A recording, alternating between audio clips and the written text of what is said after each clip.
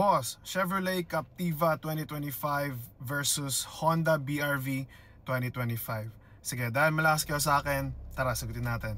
Actually, sobrang tagal ko nang gustong pag-usapan to because both cars are really on the high-end na spectrum, both priced at 1.4 million. On one hand, the Honda BR-V is a very great option for a 7-seater. Class-leading engine, top siya doon sa power tsaka torque niya, no? So di ka talaga lugi when it comes to sa mga akyatan, ganon. And it's very important for a 7-seater, lalong-lalo na fully packed kayo, madaming gamit.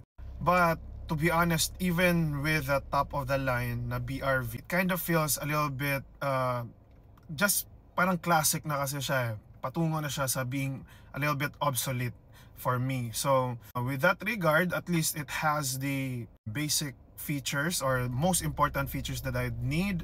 And yung top of the line niya, merong Honda Sensing, that's also a very important feature to have. The emergency braking, pre-collision assist niya, blind spot monitoring, lane departure warning, and all of the good stuff with the Honda Sensing. So medyo pa-obsolete na yung interior and a little bit of mga major niya na dating, but it has the Honda Sensing, which on the other hand, si Chevrolet Captiva naman, sobrang modern na nung look, yung feel niya, I super duper like it.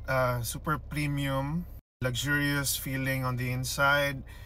May sunroof, 360-degree camera, and tire pressure monitoring, which I believe wala si Honda BR-V ng mga features na yun. So at that price, 1.4 million, you will lose lang talaga kay Captiva. Wala ka lang talaga nung sensing. Reliability, Honda pa rin talaga yan. So it's up to you if you want it to be long term or you're the type of person na mag-upgrade rin naman after 5 or more years. So kung ako, personal choice ko, I want the lavish interior today, all the features, the great materials naman. So ako, if ako lang, I'll choose Captiva on this one. That means you're ready for the risk as well, kasi Honda nga, hindi na talaga may question yung reliability. But it's just a matter of taste, practicality versus premium feeling. So that's me. Let me know your thoughts in the comments. So sana nakatulong. Check my YouTube channel, I have a video for both of these cars. Follow for more.